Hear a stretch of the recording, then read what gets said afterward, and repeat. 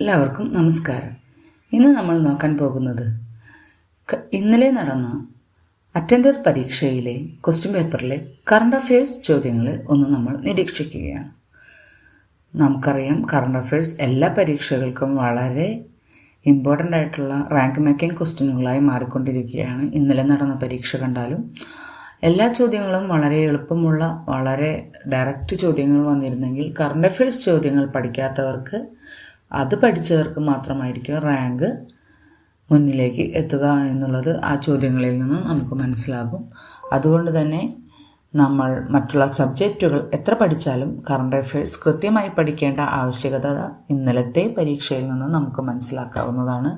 അപ്പോൾ എല്ലാവരും കൃത്യമായി നമ്മളിടുന്ന ഡെയിലി കറണ്ട് അഫയേഴ്സ് സീരീസുകൾ കൃത്യമായി പഠിക്കുക. പ്രധാനപ്പെട്ട കറണ്ട് അഫയേഴ്സ് ഇടുന്നതും പഠിക്കുക.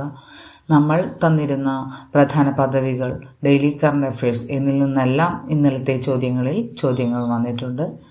അപ്പോൾ എല്ലാവരും ഇനിയുള്ള പരീക്ഷകൾക്കും കൃത്യമായി അത് പഠിക്കുക. അത് 10th ലെവലായിക്കോട്ടെ, ഡിഗ്രി ലെവലായിക്കോട്ടെ. 10th ലെവൽ പരീക്ഷയ്ക്കും വന്ന ചോദ്യങ്ങളാണ് നമ്മൾ ഇന്നലെ കണ്ടത്. ഡയറക്റ്റ് ക്വസ്റ്റ്യൻ വന്ന സ്ഥാനത്തും കറണ്ട് അഫയേഴ്സിൽ നിന്ന് കൃത്യമായി ചോദ്യങ്ങൾ ആവശ്യം സ്റ്റാൻഡേർഡോടുകൂടി തന്നെ വന്നിട്ടുണ്ട്. അപ്പോൾ എല്ലാവരും 10th ലെവലാണെന്ന് വിചാരിച്ച് കറണ്ട് അഫയേഴ്സ് ഒഴിവാക്കാതെ കൃത്യമായി പഠിക്കാനായി ശ്രമിക്കുക. അപ്പോൾ നമുക്ക് ഇന്നലെ വന്ന ചോദ്യങ്ങൾ ഒന്ന് നോക്കാം. എല്ലാവർക്കും എൻ്റെ ചാനലിലേക്ക് സ്വാഗതം. ആദ്യത്തെ ചോദ്യം നൊബേൽ സമ്മാനം നേടിയവരുമായി ബന്ധപ്പെട്ടാണ്. ഇതിൽ ചോദിച്ചിരിക്കുന്നത് 2023 നൊബേൽ സമ്മാനം നേടിയവരുമായി ബന്ധപ്പെട്ട ചില വസ്തുതകളാണ്. നമ്മൾ 2025 നൊബേൽ സമ്മാനത്തിൻ്റെ മോക്ക് ടെസ്റ്റ് ചെയ്തിട്ടുണ്ടായിരുന്നു, ഞാൻ എൻ്റെ ചാനലിൽ തന്നെ. ഇതെല്ലാവരും കൃത്യമായി കാണേണ്ടതാണ്. നൊബേൽ സ്ഥിരമായി ചോദ്യം വരുന്ന ഒരു ടോപ്പിക്കാണ്. അപ്പോൾ ആദ്യത്തെ ചോദ്യം, 2023 നൊബേൽ സമ്മാനം നേടിയവരുമായി ബന്ധപ്പെട്ട ചില വസ്തുതകളാണ് താഴെ കൊടുത്തിട്ടുള്ളത്. ഇവയിൽ ശരിയായവ കണ്ടെത്തുക. യോൻ ഫോസ്റ്റെ സാഹിത്യം, നോർവീജിയൻ നാടകകൃത്ത്. നർഗിസ് മുഹമ്മദി സമാധാനം, ബംഗ്ലാദേശ് മനുഷ്യാവകാശ പ്രവർത്തക. ക്ലൗഡിയ ഗോൾഡിൻ സാമ്പത്തിക ശാസ്ത്രം, US സാമ്പത്തിക ശാസ്ത്രജ്ഞ. ഇതിൽ ഒന്നാമത്തെയും മൂന്നാമത്തെയും ഇത് ശരിയാണ്. അതുകൊണ്ട് തന്നെ ഓപ്ഷൻ സി ആണ് ഇതിൻ്റെ ആൻസർ. 1ഉം 3ഉം ശരിയാണ്. അപ്പോൾ ഇത് കൃത്യമായി ഇപ്പോൾ 2023 ചോദിച്ചിട്ടുണ്ടെങ്കിൽ ഇനിയുള്ള പരീക്ഷകളിലും 23, 24, 25, 26 ഇത് പ്രഖ്യാപിച്ചിട്ടില്ല. അപ്പോൾ മിനിമം ഒരു 3 വർഷത്തെ നൊബേൽ സമ്മാനവുമായി ബന്ധപ്പെട്ട കാര്യങ്ങൾ കൃത്യമായി നോക്കി വെക്കുകയാണെങ്കിൽ മിക്കവാറും 1 മാർക്ക് നമുക്ക് ഉറപ്പിക്കാനായി സാധിക്കും. അതുകൊണ്ട് തന്നെ എല്ലാവരും കൃത്യമായി അത് നോക്കി പഠിച്ചു പോകുക. അടുത്ത ചോദ്യത്തിലേക്ക് കടക്കാം. രണ്ടാമത്തെ ചോദ്യം, 2024 T20 ക്രിക്കറ്റ് ലോകകപ്പിൽ യഥാക്രമം player of the series, player of the match ആയി തിരഞ്ഞെടുക്കപ്പെട്ട കായിക താരങ്ങൾ ആരെല്ലാം? ഇതാണ് രണ്ടാമത്തെ ചോദ്യം. ഇതും ഇപ്പോൾ റീസെൻ്റ് ആയിട്ട് നമുക്ക് ക്രിക്കറ്റ് T20 ലോകകപ്പ് നടന്നിട്ടുണ്ട്. അതുകൊണ്ട് തന്നെ അതിൽ നിന്ന് ചോദ്യങ്ങൾ വരാനുള്ള ചാൻസ് വളരെ കൂടുതലാണ്. ഇതിൻ്റെ ആൻസർ 2024 ചോദ്യത്തിൽ player of the series, player of the match. Player of the series Jasprit ബുംറയും player of the match Virat കോഹ്ലിയും ആയിരുന്നു. അപ്പോൾ ഇതിൻ്റെ ആൻസർ ഓപ്ഷൻ എ ആണ് ആൻസർ. അപ്പോൾ ഈ വർഷം നടന്ന T20 ക്രിക്കറ്റ് ലോകകപ്പിൻ്റെ കൃത്യമായി നമ്മൾ അതിൻ്റെ ചെയ്തിട്ടുണ്ടായിരുന്നു. അത് കൃത്യമായി പഠിക്കുകയാണെങ്കിൽ അതിൽ നിന്നും ഒരു ചോദ്യം ചോദിക്കാനുള്ള ചാൻസ് കൂടുതലാണ് ഇനി വരാവുന്ന പരീക്ഷകളിൽ. അപ്പോൾ ഈ വർഷത്തെ പ്ലെയർ ഓഫ് ദി സീരീസ് പ്രത്യേകം പഠിക്കേണ്ടതാണ്. കാരണം അത് നമ്മുടെ മലയാളിയായ സഞ്ജു സാംസൺ ആയിരുന്നു. Player of the match Jasprit ബുംറയും. അപ്പോൾ എല്ലാം കൃത്യമായിട്ട് പഠിക്കേണ്ട ഒരു ആവശ്യകതയുണ്ട്. ക്യാപ്റ്റൻ ആരായിരുന്നു പഠിക്കണം. അവസാനത്തെ മത്സരങ്ങളിൽ നടന്ന വേദികൾ, മത്സരിച്ച ടീം എല്ലാം കൃത്യമായിട്ട് പഠിക്കേണ്ട ഒരു ആവശ്യകത എല്ലാവർക്കുമുണ്ട്. കൃത്യമായി പഠിക്കാനായി ശ്രമിക്കും. അടുത്ത ചോദ്യം, ഇന്ത്യയുടെ മുഖ്യ തിരഞ്ഞെടുപ്പ് കമ്മീഷണർ ആരാണ്? ഉത്തരം ഓപ്ഷൻ സി, ശ്രീ ഖ്യാനേഷ് കുമാർ. നമുക്കറിയാം, ഇത് നമ്മൾ പരീക്ഷയ്ക്ക് തൊട്ടു മുമ്പ് തന്നെ ഈ വീഡിയോ ഇട്ടിരുന്നു. പ്രധാന പദവികൾ എന്ന രീതിയിൽ വീണ്ടും ഈ വീഡിയോ ചെയ്തിരുന്നു. അതിൽ നിന്നുള്ള ഡയറക്റ്റ് ചോദ്യമാണ് മുഖ്യ തെരഞ്ഞെടുപ്പ് കമ്മീഷണർ ഇന്ത്യയുടെ മുഖ്യ തെരഞ്ഞെടുപ്പ് കമ്മീഷണർ. ഇപ്പോൾ ഈ അടുത്ത് തന്നെ കേരളത്തിൻ്റെ മുഖ്യ തെരഞ്ഞെടുപ്പ് കമ്മീഷണർ മാറിയിട്ടുണ്ട്. KG സനൽകുമാർ ആയിട്ടുണ്ട്. അതെല്ലാം വളരെ കൃത്യതയോടെ പഠിക്കേണ്ട ചോദ്യങ്ങളാണ്. അടുത്ത ചോദ്യം, മലയാള സിനിമയിലെ സമഗ്ര സംഭാവനയ്ക്ക് 2023 JC ഡാനിയൽ പുരസ്കാരം ലഭിച്ചത് ആർക്ക്? ഇതും വീണ്ടും 2023 ഒരു ചോദ്യമാണ്. ഉത്തരം option B, Shaji N Karun. ഇതെല്ലാം കൃത്യമായി പഠിക്കാനായി ശ്രമിക്കുക. അടുത്ത ചോദ്യം, 2025 ICC വനിതാ ലോകകപ്പിൽ ഇന്ത്യൻ വനിതാ ക്രിക്കറ്റ് ടീമിന്റെ ക്യാപ്റ്റൻ ആരായിരുന്നു? ഉത്തരം ഹർമൻപ്രീത് കൗർ. ഞാൻ നേരത്തെ പറഞ്ഞു ക്യാപ്റ്റന്മാരൊക്കെ ആരാണെന്ന് പഠിക്കേണ്ട ആവശ്യകതയുണ്ട്. ചിലപ്പോൾ അതായിരിക്കും ചോദ്യം വരാം. ഇതിൽ അതാണ് വന്നത്. 2025 ICC വനിതാ ലോകകപ്പിൽ ഇന്ത്യൻ വനിതാ ക്രിക്കറ്റ് ടീമിന്റെ ക്യാപ്റ്റൻ ആരായിരുന്നു? ഹർമൻപ്രീത് കൗർ. അടുത്ത ചോദ്യം, ഇന്ത്യൻ സിനിമയ്ക്ക് നൽകിയ സംഭാവനകൾക്ക് 2023 ദാദാ സാഹിബ് ഫാൽക്കെ പുരസ്കാരം ലഭിച്ചത് ആർക്ക്? ഉത്തരം ഓപ്ഷൻ ഡി, മോഹൻലാൽ. നമുക്കറിയാം, ആദ്യമായി ദാദാ സാഹബ് ഫാൽക്കെ പുരസ്കാരം ലഭിച്ച മലയാള നടനാണ് മോഹൻലാൽ. അതുകൊണ്ട് തന്നെ മലയാളികൾക്ക് ലഭിക്കുന്ന ദേശീയ പുരസ്കാരങ്ങൾ നമ്മൾ വളരെ കൃത്യമായി പഠിക്കേണ്ടതാണ്. അതിൽ നിന്ന് ചോദ്യങ്ങൾ വരാനുള്ള ചാൻസ് കൂടുതലാണ്.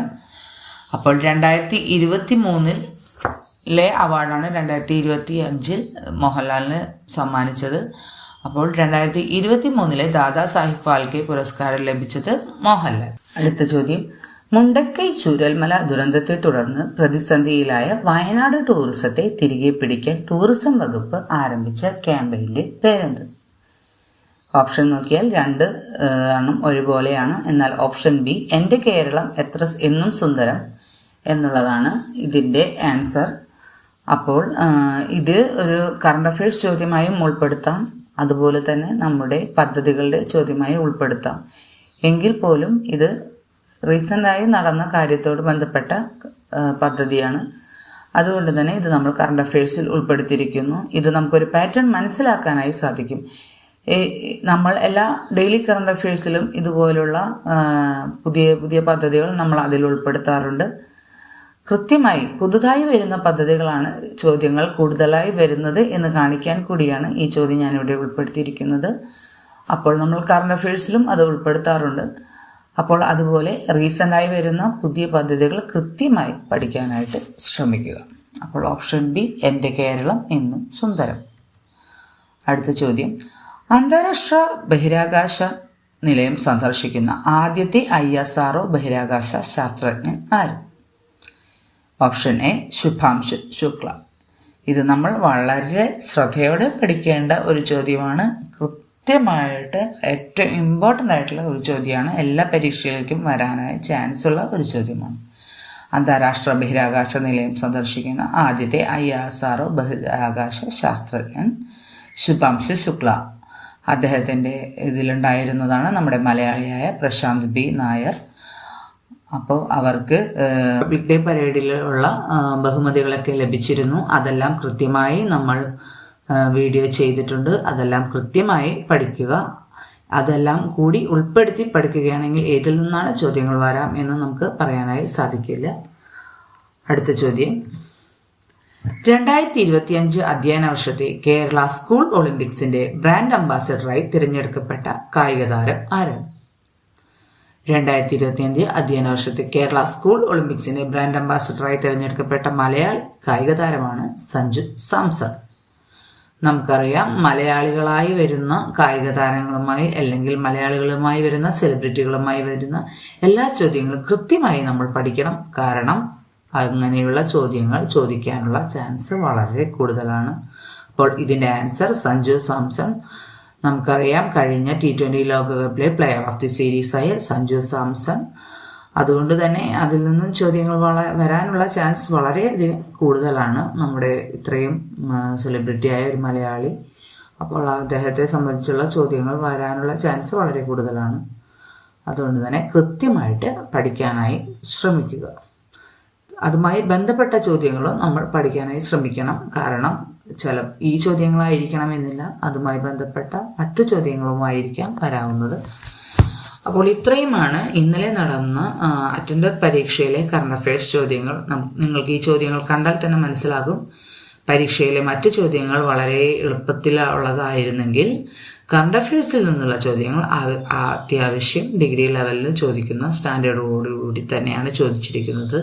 അപ്പോൾ പരീക്ഷ ഏതുമായിക്കോട്ടെ കറണ്ട് അഫയേഴ്സ് ചോദ്യങ്ങൾ കൃത്യമായി ഒരു വേർതിരിവില്ലാതെ നമ്മൾ പഠിച്ചാൽ മാത്രമാണ് നമുക്ക് എളുപ്പം റാങ്കിലേക്ക് എത്താൻ സാധിക്കുകയുള്ളൂ. ഇപ്പോൾ ഇന്നലത്തെ പരീക്ഷയിൽ കട്ട് ഓഫ് വളരെ കൂടുതലായിരിക്കും. കാരണം എന്താണെന്ന് വെച്ചാൽ പരീക്ഷയുടെ ചോദ്യങ്ങൾ വളരെ എളുപ്പമായിരുന്നു. എന്നാൽ ഈ ചോദ്യങ്ങളിൽ കൂടുതൽ ആർക്കാണോ ലഭിച്ചത് അവരായിരിക്കും ഇന്നലത്തെ പരീക്ഷയിലെ റാങ്കിൽ മുന്നിൽ എത്താവുന്ന ഉദ്യോഗാർത്ഥികൾ എന്ന് നമുക്ക് കൃത്യമായി മനസ്സിലാക്കാനായി സാധിക്കും. അതുകൊണ്ട് തന്നെ കറണ്ട് അഫയേഴ്സ് ഒരു റാങ്ക് മേക്കിംഗ് ടോപ്പിക്കായി നിങ്ങൾ കരുതി പഠിക്കേണ്ട ആവശ്യകത ഞാൻ ഊന്നി പറയുകയാണ്.